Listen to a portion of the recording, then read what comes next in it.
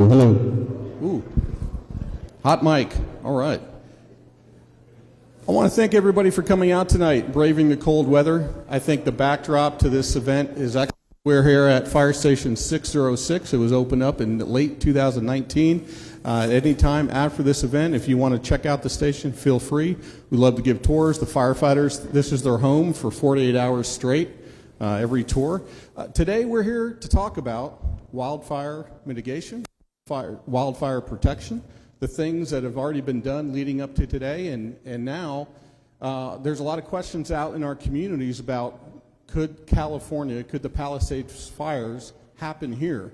And what we would say was they probably already have. A lot would argue when you look back in 2011, or what we in the fire department call the Day of Fire, you had the Bastrop fire, the Steiner Ranch fire, and also the Spicewood fire down the street from here. That's a substantial loss to any community. What we didn't want to do today is tell the community or tell our residents, we're working on this and we're working on this. That's what you hear from government all the time. We're working on stuff. What we are going to talk about is things that we've been doing since 2011 to prepare for a wildland fire or to reduce the risk to our communities. We have a lot of topics tonight. We have some experts on topics of a panel of 4, and we'll get to them pretty quickly. But I want to thank everybody who came out tonight. Also some of the appointed officials here from Travis County Emergency Management, from the Fire Marshal's Office, from the Lake Travis Fire Rescue, from the City of Lakeway, from the City of BK, from the Hills, and Travis County Parks, and West Travis County PUA as well. So thank you all. We're going to go ahead and get kicked off. We're going to do about 45 to 50 minutes worth of questions. We have a list of questions people could give us in advance. We'll go ahead and go through those. Each panel member will introduce themselves, but also answer some of those questions, and then we'll make a Q&A for about 50 minutes. At the end of that, we encourage you to get one-on-one with a lot of the folks, and we have some tables and some swag and some more material that you could take back to your HOAs and back to your communities. This is not the last time we're going to talk. I can guarantee that. This is just the first of probably what will be many in the future. If you're visiting us from an area outside of the Hamilton Pool area and you would like this fire department or another fire department that we work with, another ESD or the city, to come have one of these with you, we can help facilitate that discussion. So it's not just limited to the folks down here in Hamilton Pool today. Is everybody good with that? Okay, house rules, we do have bathrooms in there. If you need obviously some refreshment, this is very casual, and we'll go ahead and start. First, we're going to go ahead and introduce the panel. Go ahead and introduce yourselves.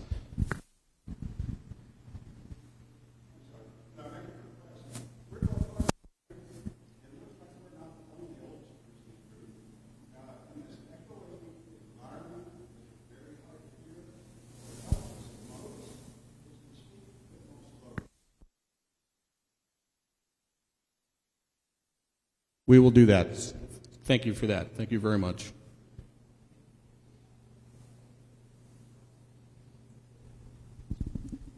I'm Jennifer Rikers. I'm the general manager of the West Travis County Public Utility Agency. So we are the water provider for Western Travis County and Northern Hayes County. So we serve from Bee Cave down Hamilton Pool Road, and then kind of from west of the Y and Oak Hill to not quite the city limits of Dripping Springs. So it's a large service area, and we have almost 200 miles of pipeline that we're managing from the Bee Cave plant. So if you have any questions, I'm sure there are questions about water availability, so that's what we're here to talk about. Okay, we turned the heaters off. Is that okay for now? That's what was taking most of the noise. Thank you guys for doing that. And everybody's got jackets, so we'll get through this.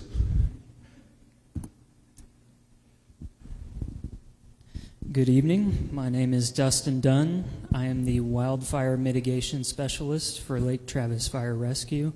I administer our fuels mitigation team that goes out and installs shaded fuel breaks, particularly in public lands, Travis County parks, BCP, and HOAs primarily. We participate in prescribed burns with Travis County parks and other partners, and assist with community-led mitigation events.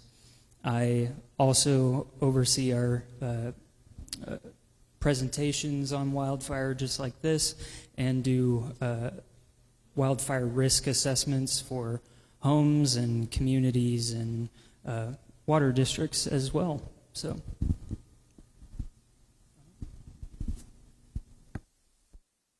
Good evening, everyone.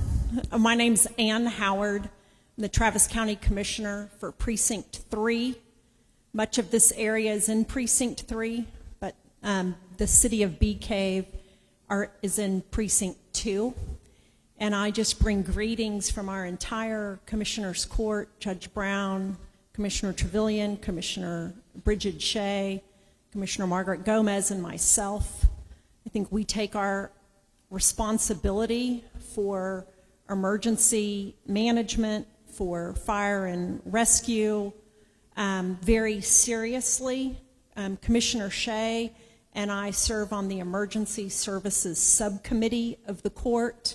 We had an hour-and-a-half very lively meeting today, and it's just ever present on our mind to make sure that our first responders are the best, that they're well trained, they're well equipped, and they're working together, that there's not a weak link across the county, because none of us want to be in the hands of the weak link. And I'm really proud at how we have been prioritizing funding for our Parks Department, for our contract with EMS, for sharing federal dollars that have come to the county with the ESDs.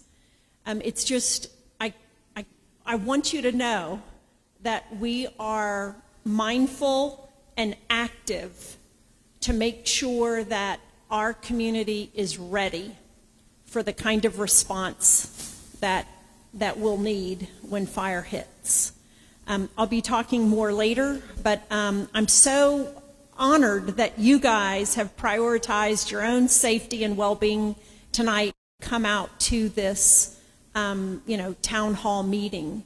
Like the chief said, it's not the only one. You can go to any one that you see available.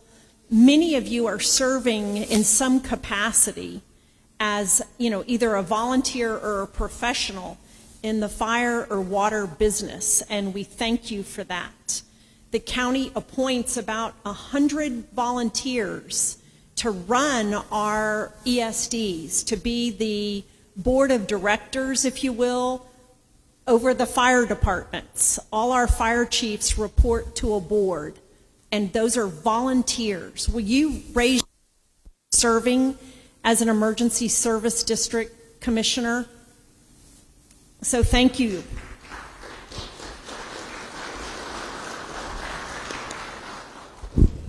Hey, good evening, everybody.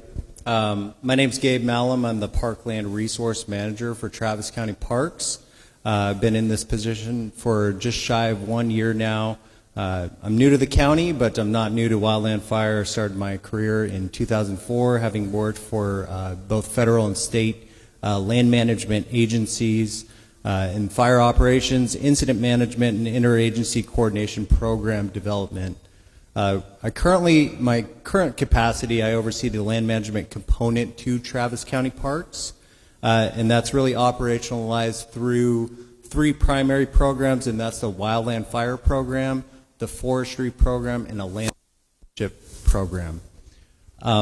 Together, we work together to manage about 36,000 acres of parkland properties here in Travis County, and also in a different county, but that's a different story.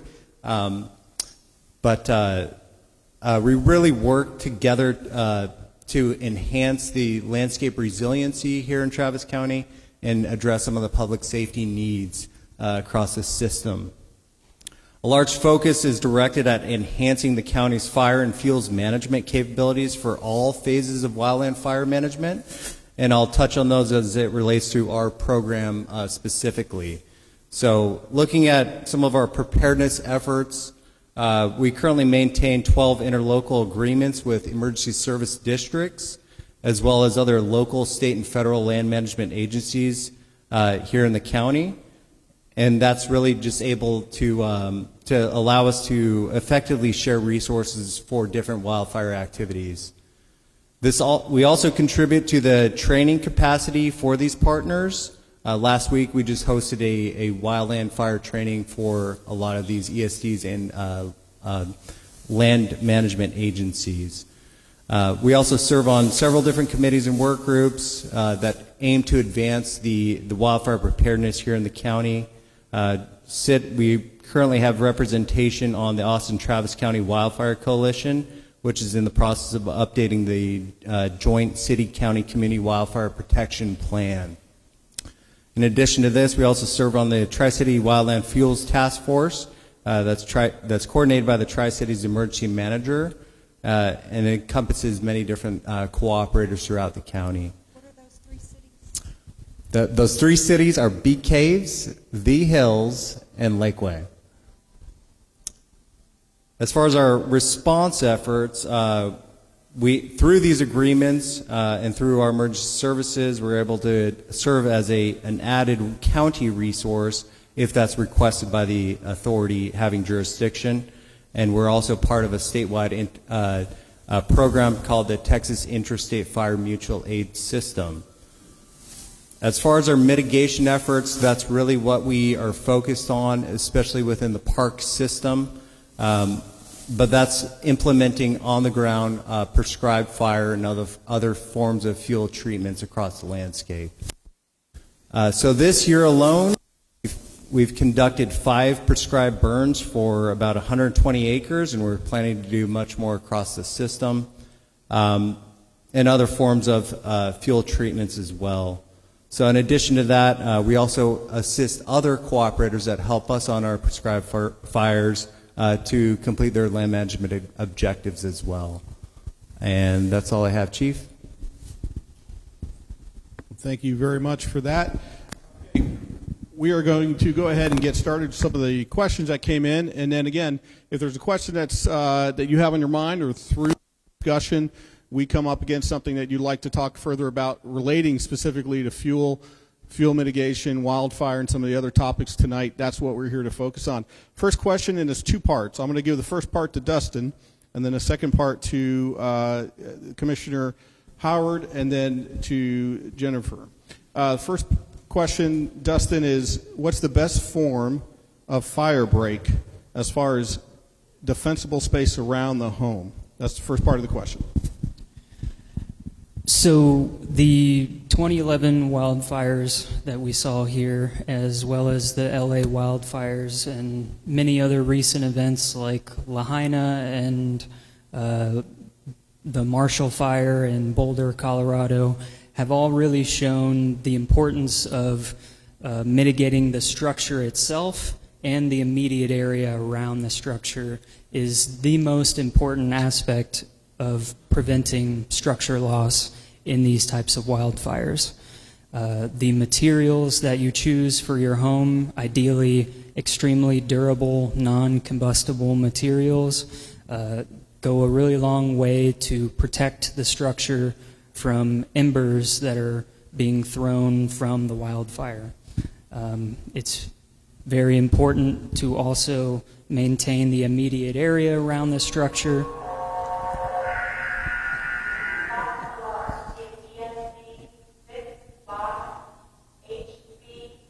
This is a real call. So this is a real fire station.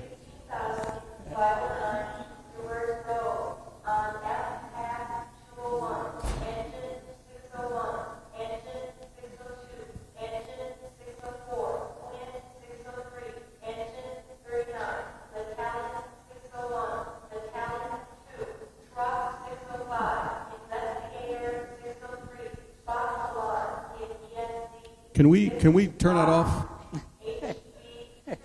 I'm sure we can.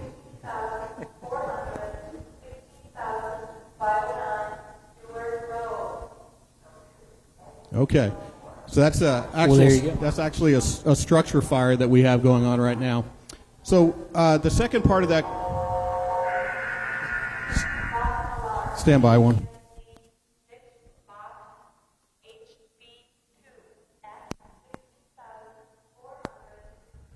Okay, we're going to work on that. We apologize.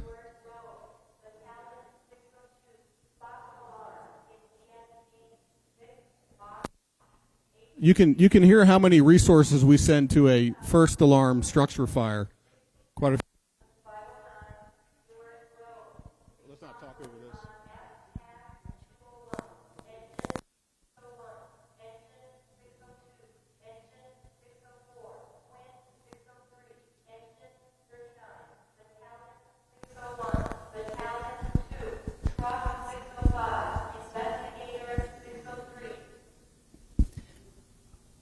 Okay.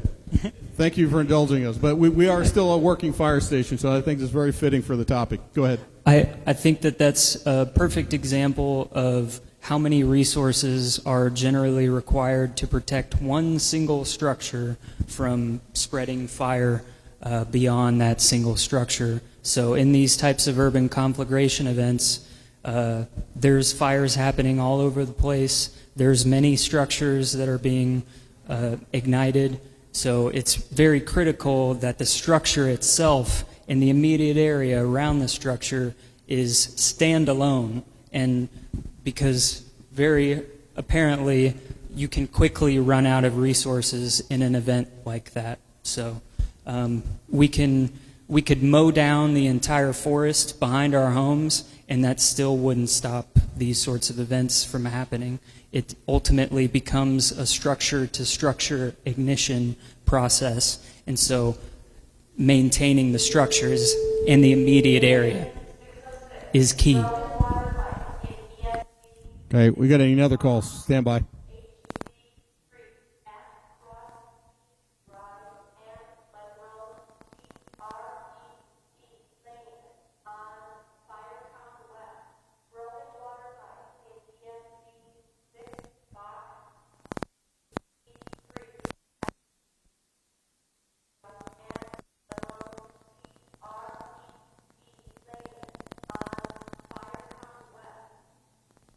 Okay. Commissioner Howard, so the second part of the question, are there any incentives like tax relief for in place for property owners to encourage creating fire breaks or mitigation around their homes? We were talking about this earlier, that right now there is no program to give a tax break or an incentive, but for us to all want to save each other, you know. There's a lot of material available. There's some pamphlets back here that illustrate that area around your home. And one thing you'll see here is a metal fence. An incentive I'd like to work on, money for people to replace their wooden fences with a different kind of material. It's been described, you know, that's like matchsticks that connect one house, the fence to your house and one house to the other. And so it's pretty common sense, but these things cost money. We often talk about, you know, cleaning up the brush around your house or on the first, 5 yards, 10 yards, 20 yards from your house. And some people have large lots, and so it's another place where the county is looking, how can we not only incentivize people, but actually come onto private property with and help do some of this work. And so we're looking at different grants that are, out there to allow us to contract either with an ESD or a private vendor, do some work on private property for people that, aren't doing it for one reason or another.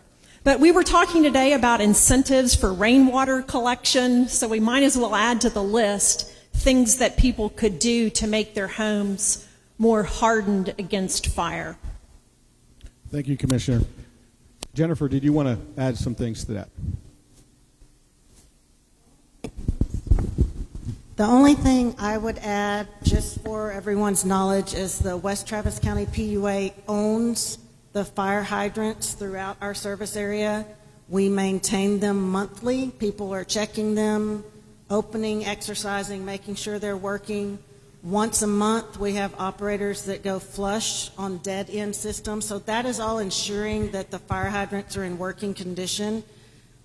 one of the most common things is the fire hydrant getting hit by a vehicle, and we do repair fire hydrants. So if they are inoperable, we will tag them so that the fire department is aware, and then we go back and replace or repair that fire hydrant. So that is under our responsibility to handle.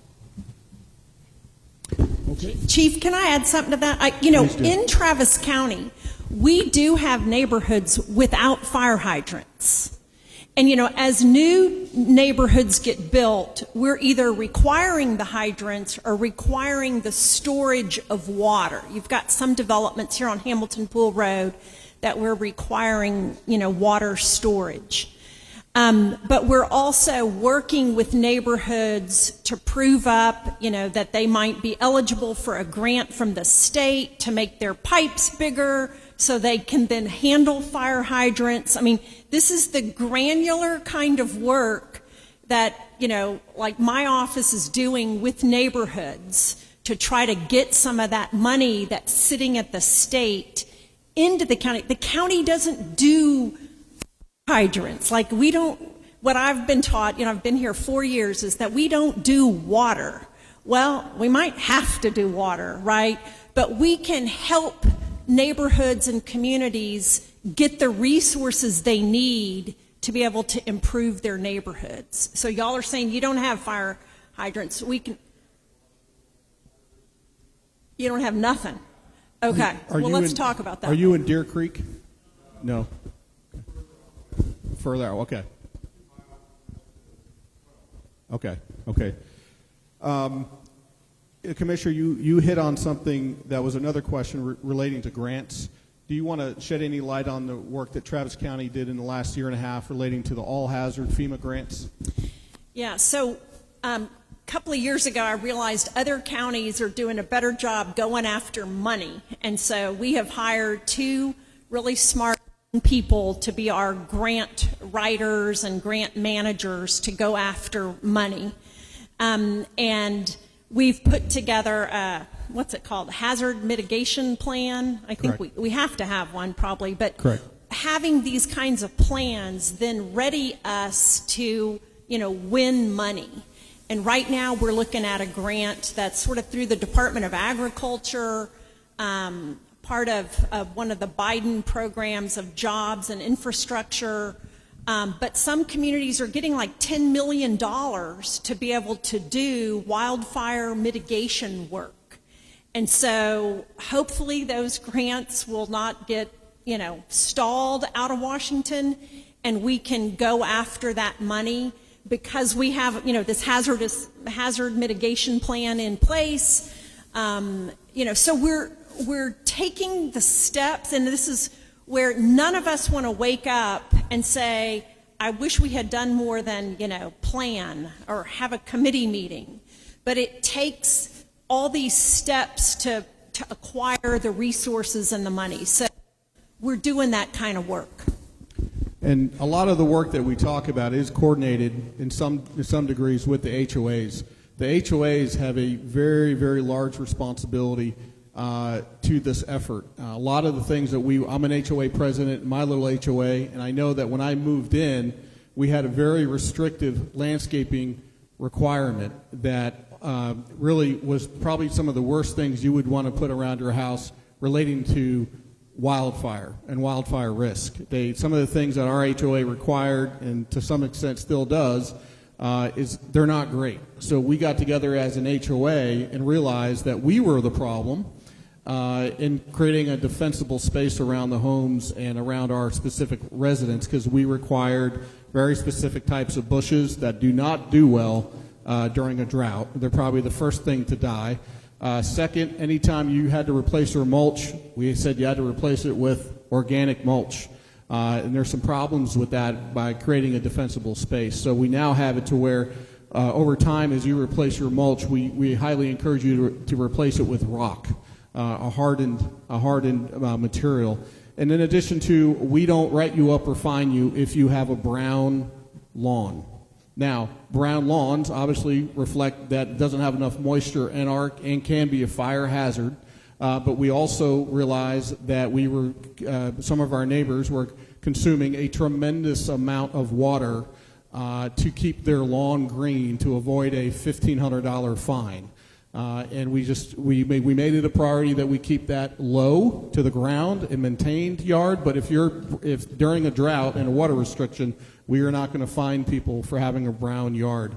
The biggest thing we probably did was we looked at our fencing. That was probably one of the biggest things we did, and we had a requirement that required you to have cedar fencing, which a lot of HOAs do require, and we've moved that to wrought iron fencing. And I would say we're probably about now 80% all wrought iron around the community, and leading more specifically up to the home sides, which is where fire can spread. So some more questions. Anybody here from the Rough Hollow HOA? Okay, so some questions there. Dustin, do you have any information or can give a synopsis or rough overview of work that we've been doing in and around Rough Hollow? I'm trying to remember. Rough Hollow is in Back part Lakeway? back part of Lakeway. Oh, back over here. So I believe that the Travis County 16 Mud that's over there, they recently reached out to me about having a wildfire risk assessment. So I'm currently going through that assessment and making recommendations for them. I would really like for the HOA to reach out. Again, this is another community that has structures that are within 30 feet of each other, so a big priority in that area would be making sure that each of the structures are mitigated themselves, and that, again, that immediate area around the structure. So, yeah. Go ahead. Perfect. That's what we're here for. Those kind of connections. Thank you. We'll have a chat after this. So one of the things, too, when we talk about home hardening, which is one of the biggest things we can do to protect our own communities, you look at the Palisades, obviously that started as a wildland fire in and around the community, but it got to a point where it was home-to-home spread. It wasn't the trees at a certain point that was spreading the fire. It was actually the homes on fire spreading to other homes. One thing that we do find in our community, while you may have stucco or brick or stone on all four sides of your house, and you may have a tile or metal roof, a lot of times the eaves and the soffits are made out of flammable material, meaning usually compressed cardboard for the most part, or wood. Over time, that rots, and you have to replace it. We always encourage people to consider hardy plank or another hardy kind of cement-type product for replacing eaves and soffit when that time comes. We'd love for you to go do it now, but realistically, most communities aren't going to do that, and a lot of homeowners just can't bear that cost. But that is something to consider. So while we do have, generally speaking, hardened homes on the sides because of the brick or the requirements for stucco or anything aesthetic like that, and tile and metal roofs, we kind of have a weak point right between the two, and that's the soffits and the eaves. So that's one thing that we get also and communicate with our HOA partners of when that time comes, we encourage you to review your HOA deed restrictions on what may be part of the problem, quite honestly. A lot of these deed restrictions are very old. They were initially developed and implemented when the developer was the declarant of the subdivision or the community, and then they turn it over to the HOA when the last house is sold a couple years later. And so a lot of these HOA deed restrictions that we've come into contact with are very restrictive, almost in the wrong direction. So we want to work with HOAs on that. Also, we are open to and would love to have a discussion on HOAs relating to fireworks in your community. That's probably a whole other town hall meeting, but we will come to you. We will come to your HOA, and we could talk about fireworks and what we can do to the fireworks lobbyist is very strong. We do work with them. They've assisted us in a lot of areas, so I want to give them credit. But there are situations where fireworks have started fires. We do know that. And we are in an effort to try to reduce that. So if you're an HOA, you want to talk about firework ordinance in your HOA, we can have that discussion too. I do want to give the the fireworks industry some credit. We have worked with them to get some good progress over the years in Texas, so my kudos to them. All right, next question. Town hall meetings. Commissioner. So we have a couple questions all focusing around we'd like to do more town hall meetings. Well, we would too. I think, there's value in the exchange of information as well as just meeting people that have questions and we can help direct to the right expert. And so we're, willing. We have Gary Howell, our fire marshal here. We have parks people here. We have emergency management services.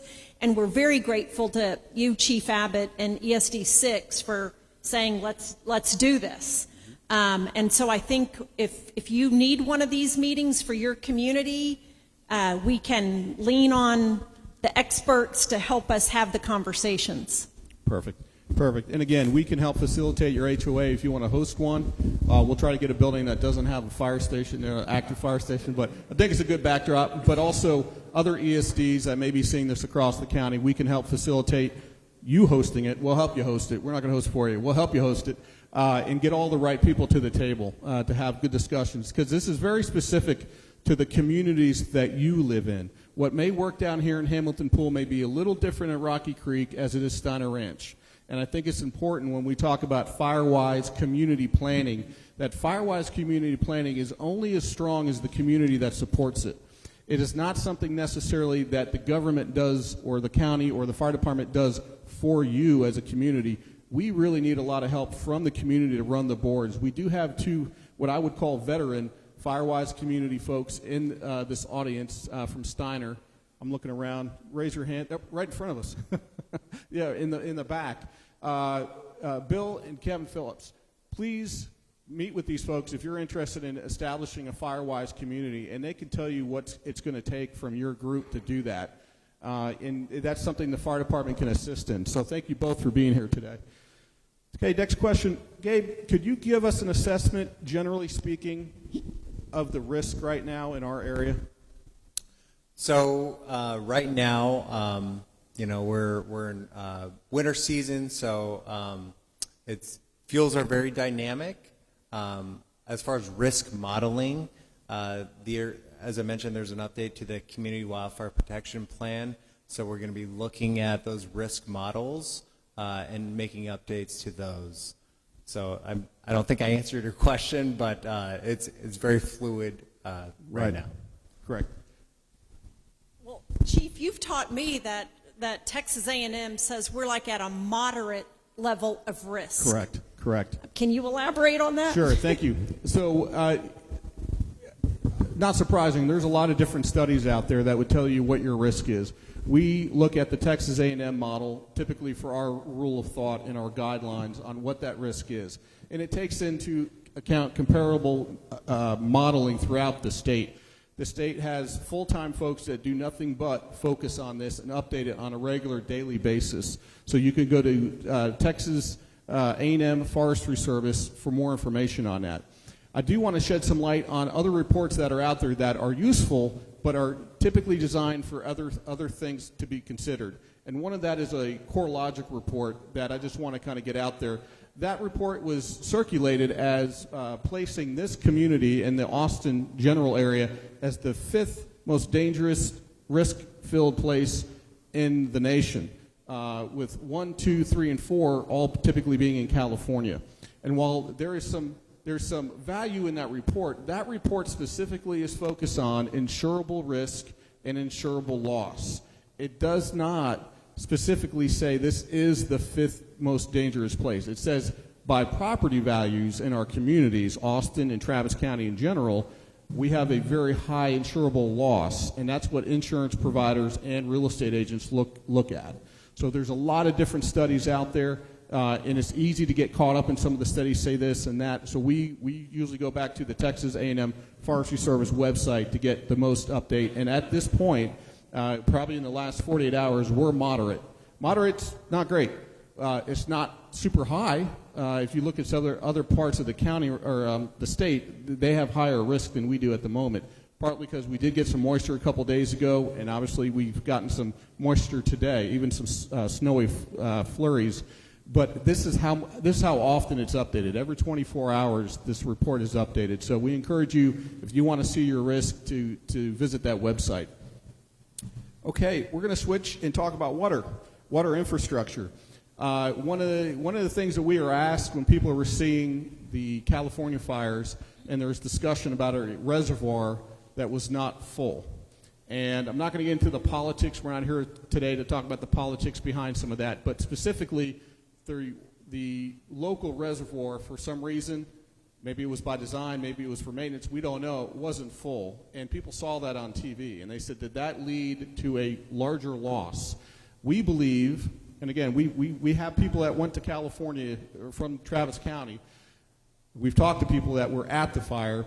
At one point, that fire exceeded the capacity of the municipal water system that was in place, the hydrant systems, the water infrastructure. We don't know if that reservoir that was to be full, if the outcome would have been different. It wasn't a very large reservoir to begin with, even if it was full, but at one point, that fire was so large, and with the Santa Ana winds fueling it was a fuel-driven fire, as we call it, or wind-driven fire. It exceeded the capacity of the municipal water system. That could happen anywhere, literally. A fire of that magnitude could surpass the water infrastructure. When we have multiple houses on fire on one street and we access the water hydrants, we are taking capacity from the system. So if we have a fire here and we have a fire 2 streets over, it's all one part of one system. We have an excellent working relationship with our water districts.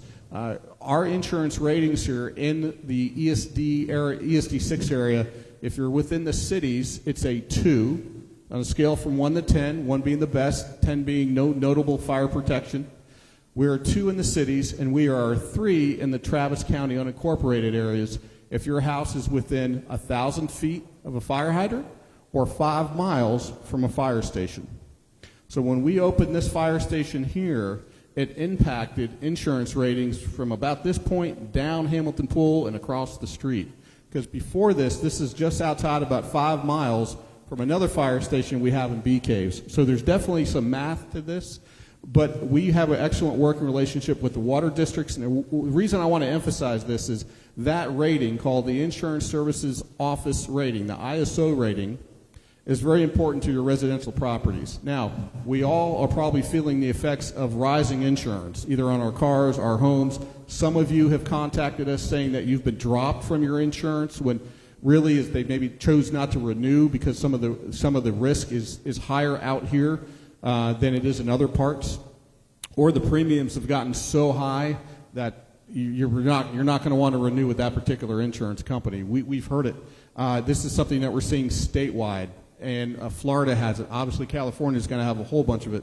But that rating is 60% the performance and equipment of the fire department to respond to a fire and fire suppression activities, and 40% the water district and the infrastructure that we have. So it's definitely a team approach to keep that insurance service rating down where we can, and we do that with the partnership of the water districts. The water districts are surveyed just as we are. They have to provide documentation and maintenance to keep that ISO rate low for all of us to enjoy. With that, you mentioned earlier fire hydrants, and there are a question that came up about who maintains the fire hydrants. Do you do that, or do you have a contractor do that? PUA staff. Okay, so our staff back there, you want to raise your hands? Thank you for keeping our fire hydrants opening and closing when they need to. We take water infrastructure very seriously here, as you can imagine, as I'm sure you all do. And there's opportunities to have dialogue with the water district on what the future looks like for water infrastructure in this community, right? Is there anything you wanted to add to that? The PUA does a study every 3 to 5 years to look at growth in the area. We just completed a study. I know Hamilton Pool Road area has experienced shortages or outages of water in the summertime, but to Chief Abbott's point, in the summertime is when everybody's irrigating. And so if all the irrigation comes on overnight and depletes our tanks, it takes time to push water to the area and fill those tanks back up. We can't just push a button and provide water for any reason. So I would really like to stress water conservation, because that is what we need cooperation with in the summer months. We are installing, starting March the 3rd, out here on Hamilton Pool Road, smart meters that will help customers be able to manage their water use and see their daily usage. It will alert you to leaks and just provide a lot more information to you. And it will also help us as an agency monitor who's watering when they're not supposed to be. So part of our water conservation is enforcement, and we get that question a lot. As much as we get complaints when we do send letters or fine people, I think we get more asking us to enforce, so that we are conserving water and doing our best to limit the water out of the lake. We do get our water from Lake Austin. Obviously, that is tied to Lake Travis, but our water source is Lake Austin. I don't think our water source is an issue. Our biggest issue is our plant capacity. So right now we have a 20 million gallon a day plant that is currently, we are expanding that to 33 million gallons a day. That should be completed in 2 years. We have in the plans for the next year to year and a half, we are building a new water storage tank on Hamilton Pool Road at the site where the tank is on Provence. That will be 1 million gallons of storage, so that will help this area.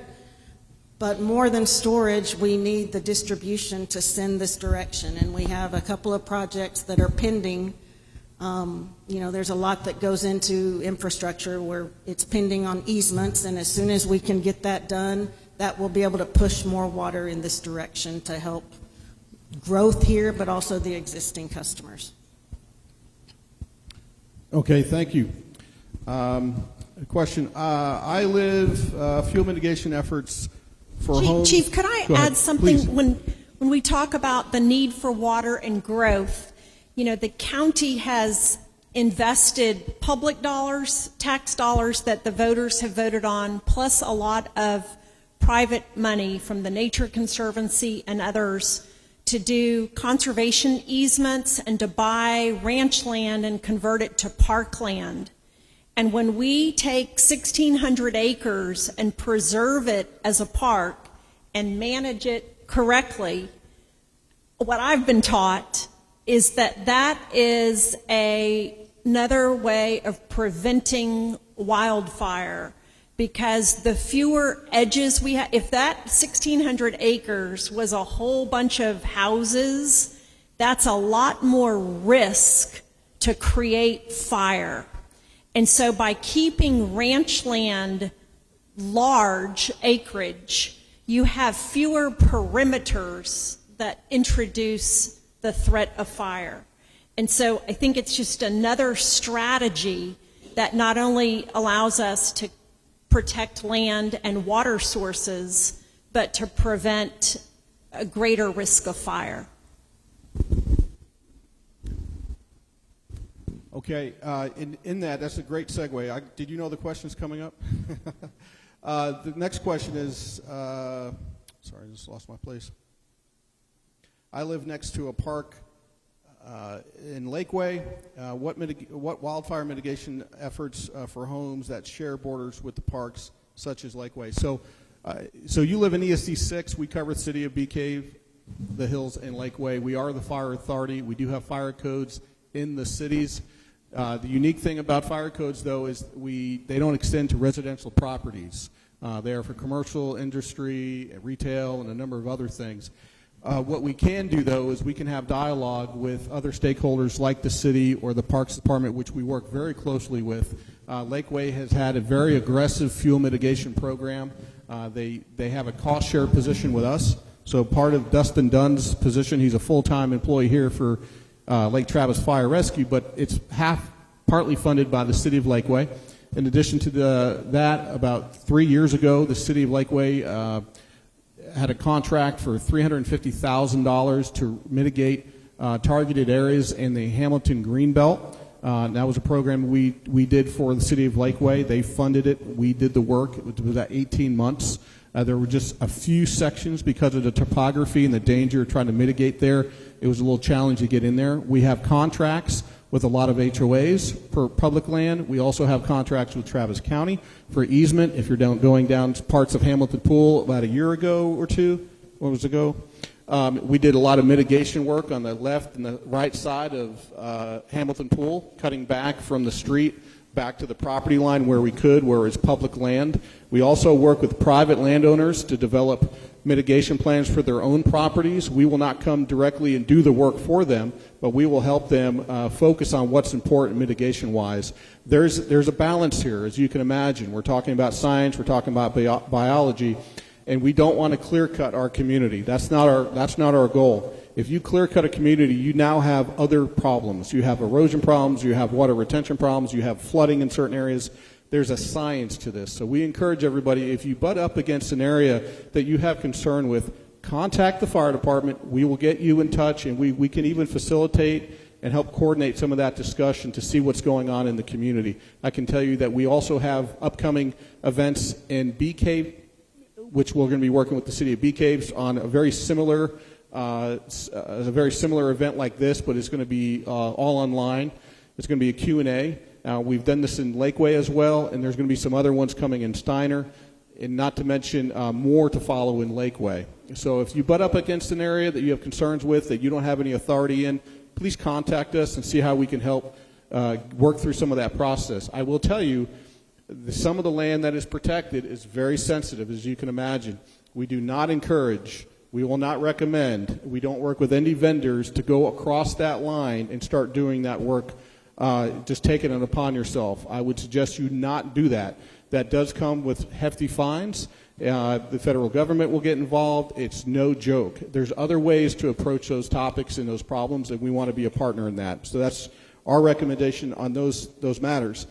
As far as I'm going to start wrapping up, we've gone through a lot of the questions. I do want to, if you could talk a little bit more, there's about 7 questions relating to HIZs. Can you get specific on that? Home ignition zones, I'm sorry. So we've already talked a little bit about mitigating the structure itself in the immediate area. One of the things that you were talking about earlier, the eaves and fascia boards and all of that, that's a particularly overlooked area of the home.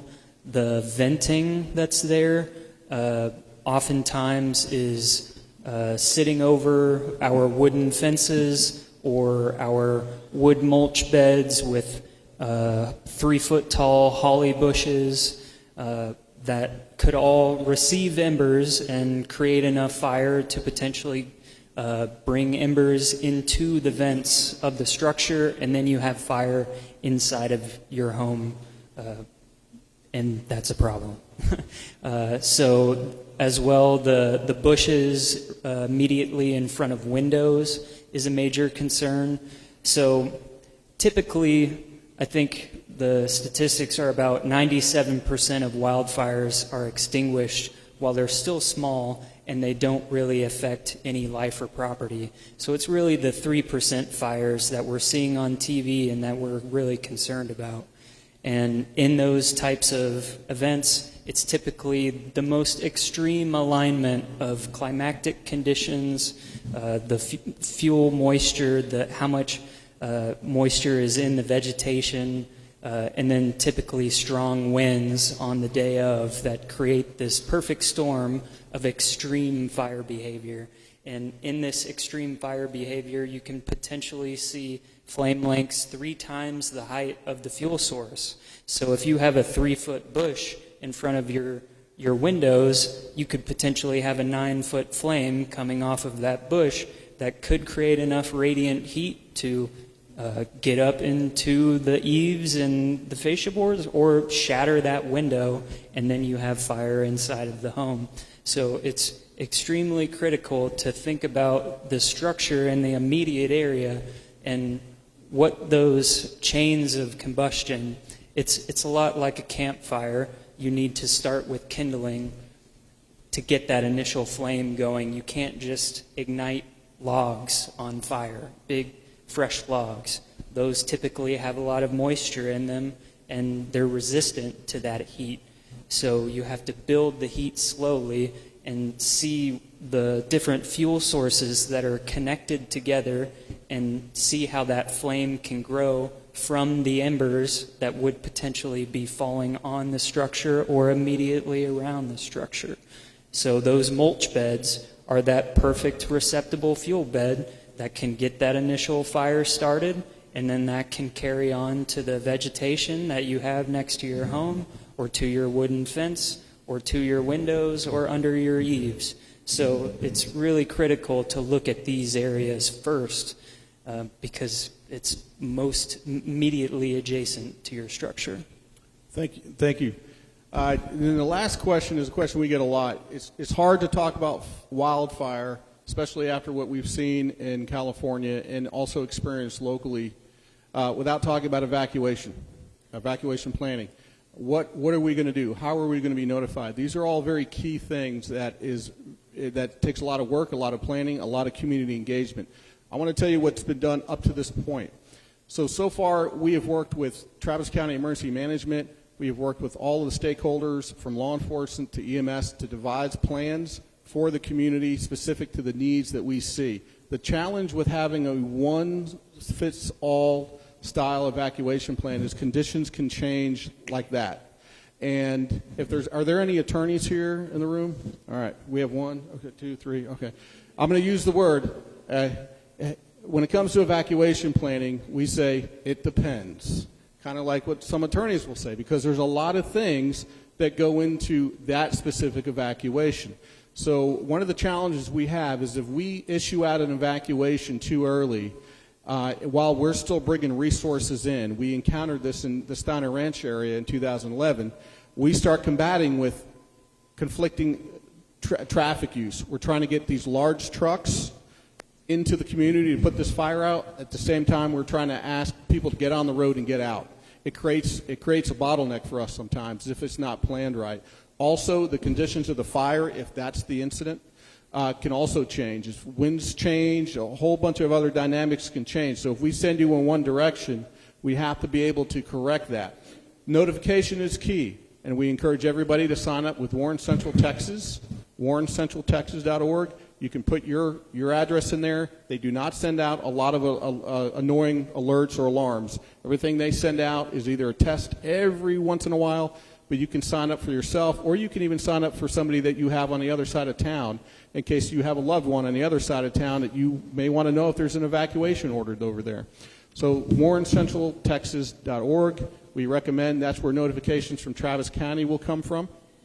Also, evacuation is important, but also there's an option of sheltering in place. Sheltering in place is exactly what it sounds like, that you stay in your home. Depending on the type of incident, typically we're talking about wildfire tonight, obviously. We were to talk about a hazmat situation where we had a chemical release or some kind of chemical truck roll over in your neighborhood or have an incident in your neighborhood, or there's a situation at a home that's got chemicals, it'd be better suited that you stay in your home. That's why it's important that we start working on hardening our homes to be prepared to shelter in place should we need to do that. Also, we've learned a lot over the years about evacuation. You probably saw on TV some people abandon cars in the middle of the road, and it required a fire department bulldozer to push the cars literally out of the way. You couldn't make it up if you thought about it, and that actually happened a couple weeks ago because people got out, they got into a bottleneck, it wasn't organized, and they abandoned their cars on foot. And that created an issue for the fire units trying to get into the Palisades because now they had 100 cars that were stuck in traffic. It was a bad situation. We want to avoid those kind of things wherever we can, and we do that through planning and communications, understanding that plans sometimes change. So if you're if you're ordered to do an evacuation, the other thing that we ask is that you be prepared to do an evacuation. It's possible you could evacuate and not come back for days from the minute you leave your home, meaning you're going to have some important documents.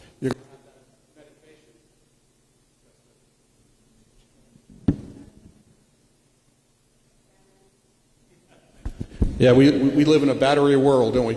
So, but you have medication you have to worry about. You have things for pets if you're taking pets. You may have somebody that has special needs. You need certain equipment. Maybe you need a CPAP. Maybe you need an oxygen tank. Those aren't readily, easily snatched up and just walk out. You got to be prepared. So we can train the community on how to be prepared. It's called Ready, Set, Go. And we help you get prepared to evacuate should you need to do that. There is a list of things that we would encourage you to get ready should you have to do that. But again, evacuation will be our last resort. We want to make sure that we get these fires small, while they're small, and keep them small. And we also, one of the questions was, what can we do to help the fire department in the case of a wildland fire? And the first couple things is, again, sign up for Warren Central Texas so you're notified of any information. The information may not be to evacuate. It may be to alert you of a situation that's developing, and that's all we want to do, is alert you to a situation that's developing. In addition to that is be ready to go. We have professionals that can work with you. We have a booth over there with professionals full-time that can come to you. Travis County also has resources that we're talking about to assist. This is everybody's problem. It's Travis County's, it's ours, it's the city's, it's everybody's problem. And then also, start the discussion with your HOA. And a couple things, I'd go back to your HOA. Now, being a HOA president myself, I will know if you call the HOA president, they're going to get bombarded with a million questions. What are we doing about landscape? What does our landscape requirements look like? Is there any movement or enhancements we can make? Also, what are some of the requirements that we pose on residents that are just not realistic during a drought? That's another big thing to ask. In addition to FireWise community planning. Knowing your neighbors, knowing your situation. We have what I would call experts now, who've been through the FireWise community planning and been very successful in that. That is a community-based program that's excellent, and we support it. We will help you do that as well. So we are through the questions Chief, that were submitted. Go ahead. Just add on to where you're landing right there about being a good neighbor. He's mentioned oxygen and CPAP and FireWise. The more we can do to not only have our own home ready, but just to take care of one neighbor, to know their situation. We live in a very disconnected world right now. And we are at the county really valuing sort of the resilience of a neighborhood. At one point, the motto was, the first 72 are on you, meaning that you saw with Storm Uri, sometimes we're all out of commission. And so neighbors and families have to be resilient and ready to take care of each other. And so we're working on some neighboring kind of resiliency with identifying leaders who can sort of become block captains in times of emergency and really just know who's in what condition. It could also be helping people accomplish these home ignition zone assessments. I mean, there's a lot we can do to encourage each other. And I know that our commissioner offices, your city council offices, if you're in a city, your ESDs, I mean, this is the work we're about. And so, you know, we want to work with you, and we want to instill this responsibility, sort of the Boy Scout and Girl Scout approach to being able to be helpful to our neighbors in the time of need. And so be a good neighbor. Thank you for that. And I'd like to offer any closing words before we open up Q&A and then we get to the tables and one-on-ones.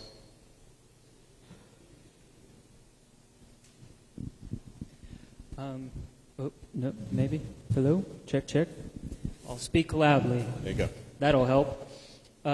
So that brings to the picture becoming a fire-adapted community.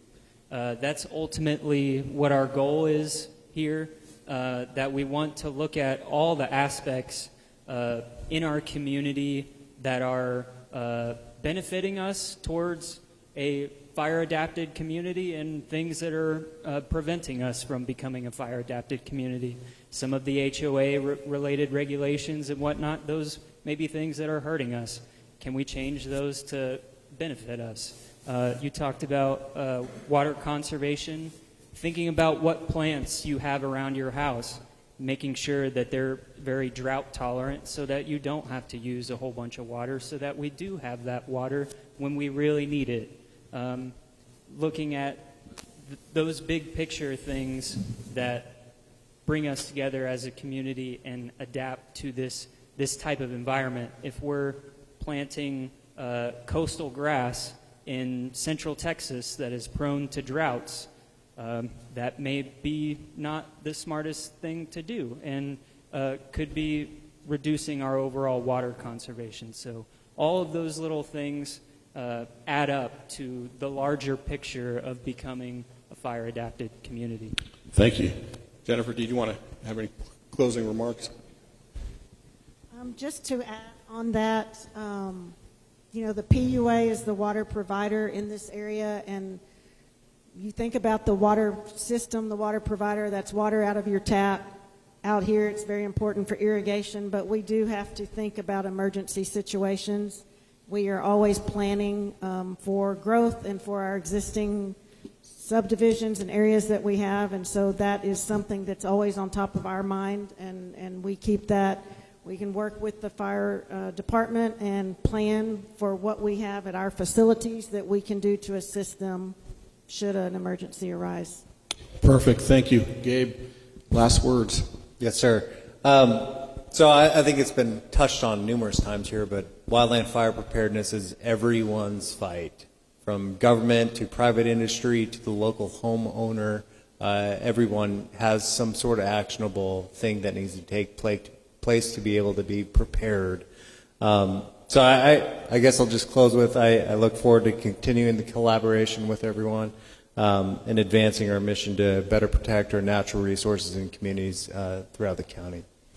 Perfect. Okay, so we've gone through all the questions that were submitted. Does anybody have something that we've not hit on? Yes, sir. I think you've mentioned One Central Texas or something like that. Many of us in the past have been on the Voyant alert system. Is that no longer usable, or how do those two things interact? Thank you for that. So Voyant is still updated, and if you're on Voyant and you're in the city of Bee Cave or Lakeway, you can sign up for Voyant notifications as well. Thank you for bringing that up. Being down here right outside the city, we were very specific to ensure that we didn't mix anything up. Thank you for bringing it up. Voyant, if you're in the city of Lakeway and Bee Caves, is a notification system that they have as well, and it's as active as Warren Central Texas. Thank you for that. That's a great catch. Do you have a list of providers I could hire to remove dead brush and fallen trees from my property? The arborists that I've had out, they don't want to mess with dead stuff. They particularly don't want to mess with the stuff that's been thrown down the hill before I bought the property. And it is a extreme fuel fire hazard. Dustin, do you have any thoughts on that? You come in contact with some pretty reputable vendors that could do that?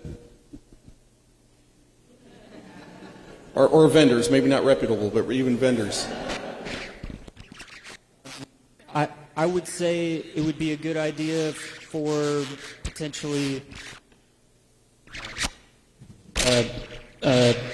for me to come out and assess, and I could get you connected with somebody. Yeah. All right. Okay, any other questions? I don't even know where the nearest hydrant is to my house. I think it's a little bit over a mile away. I'm on a well, and I have a 2,500-gallon tank.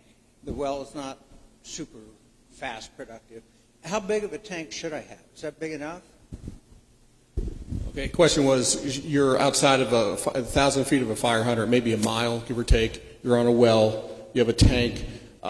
Specific to that, you have a open source tank, so we could gain access to that tank, water tank, or you have a poly. Oh, okay, you have a tank. Usually that tank that you have for your home is not going to be sufficient enough for fire suppression activity.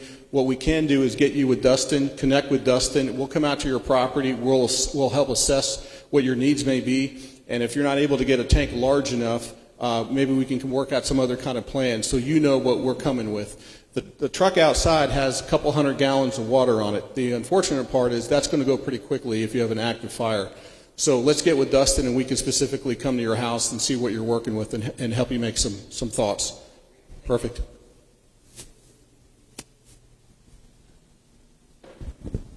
I learned about the meeting tonight just because of a friend that lives over in Rocky Creek that happened to see it on Facebook.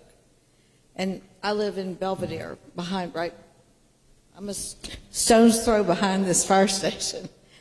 Y'all have spoken a lot about working with HOAs. So do you have a cumulative list of all the existing HOAs and you're reaching to them? Is there a regular form of communication, or are we to reach to you? If, you know, the person I learned about this from also, her husband has been the immediate past president of the HOA in Rocky Creek, and I spoke with him. They're doing nothing for fire mitigation, nothing. So this is a community thing, but we need help coordinating with the HOAs up and down and around. Chief, we were talking up here that maybe another meeting we should have is with HOA management companies Correct. and leadership. It's sort of by word or mouth. Like I don't have one place to go to find all the HOAs. We just keep doing research and meeting people and calling them so that I can know who they are. But we don't have, she might have a better answer. Yeah.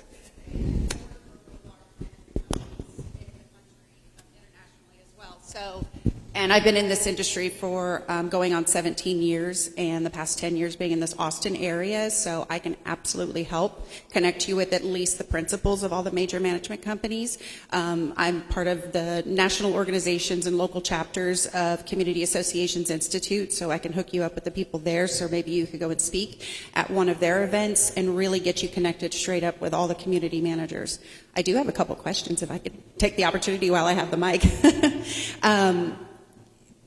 You mentioned about changing the landscaping guidelines. These are definitely things that I have thought about for the Roth Hollow community. I lived in Phoenix for 16 years, so I'm no stranger to rock yards and drought tolerant plants. I don't think Austin's ready to go full Phoenix yards yet, but definitely looking at doing that. We have several different, numerous landscape guidelines. So as we go through that process, I would look to Dustin if that's something you could at least kind of review a final draft to make sure that we're on track with that. It's definitely not an overnight endeavor, but that's definitely worth the work for sure.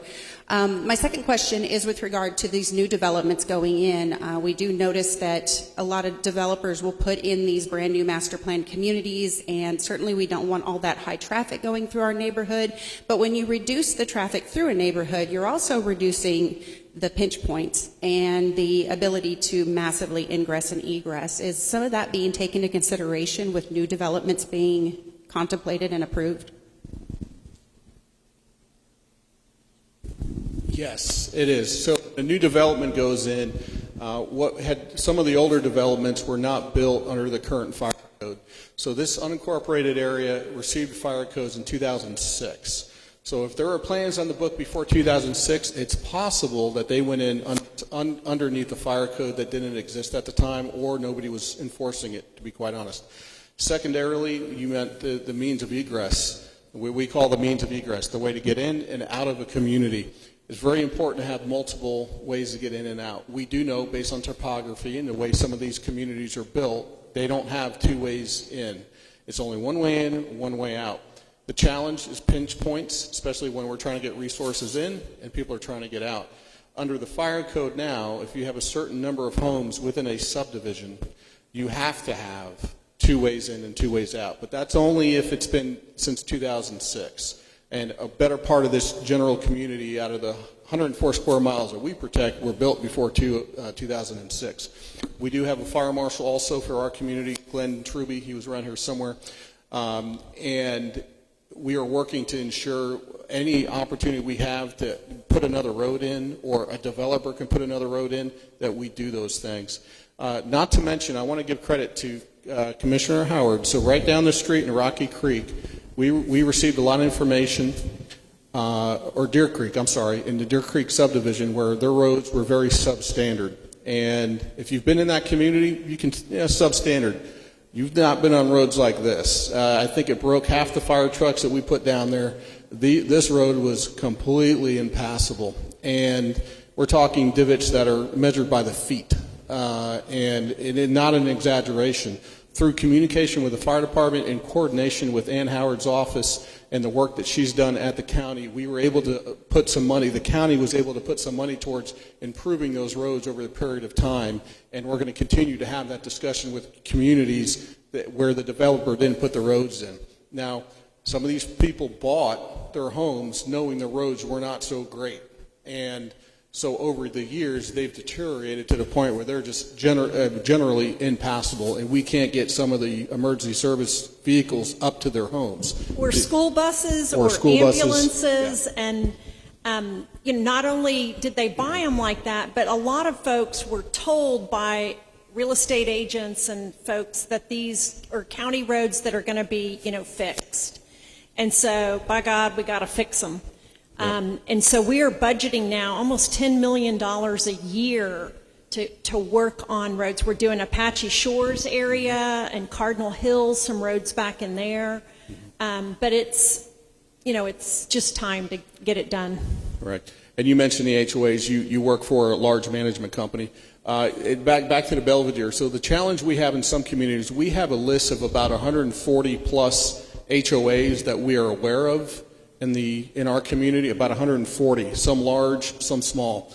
A lot of the small ones have presidents or boards that interchange throughout the year, and we don't get updates of their emails or their contact information. That's probably one of the biggest gaps that we have, is the smaller HOAs. They could turn over every year, people move on, and we just don't get an update to that. So we'll send them an email and not know it wasn't received by anybody. So thank you for that, and we'll try and endeavor to do more to get with the smaller HOAs that don't have management companies. The ones that do have management companies, I will tell you, there are good management companies out there, and then there's management companies. And a lot of times we will send notifications and information to some of the management companies, and it doesn't go back to the residents. I'm not calling anyone out, but that's based on just our experiences. So definitely a gap that we need to work on. Thank you for bringing that up. Any other questions? So at this point, go ahead. Not a question, but just a reminder, if you will. We're trying to fight oak wilt, and we're in the mitigation period now where we're not trimming oak trees. And I just wanted to remind people before they get too fired up about, no pun intended, about going out and doing a lot of tree trimming, that between the 1st of February and the end of June, we're trying to avoid trimming oak trees. That's a perfect segue, Dustin. I mean, again, this is a science. There's science behind it. There's biology behind it. We don't want to damage what's beautiful. We just want to make it safe, and it does take time. I wouldn't encourage anybody to walk out of here today and clear cut their property thinking they're making it better tomorrow. It's a process. It needs to be calculated, and it really needs to be a community effort, because your little impact, step by step, will have a huge dividends down the road. But there's also things we have to look at. I mean, we have a specific cutting season that's structured around a few birds and a few bugs that live out here. And we have to be very careful when we cut, how we cut, and make sure it's not in a migration period of time. So there's a lot of things that are taken into consideration with mitigation work. Any other questions back there? Chief, while you're getting to her question, the man behind her is our fire marshal, Gary Howell, and his office is responsible for stating when there's a burn ban. They look at, a couple of dozen different variables and determine if across the county we should not be burning or it's okay to burn. And that's Gary's office. I was actually just going to say thank you. I am the daughter of a firefighter in Minneapolis, and my uncle was a firefighter. So first of all, to all the firefighters here, so appreciative, so appreciative.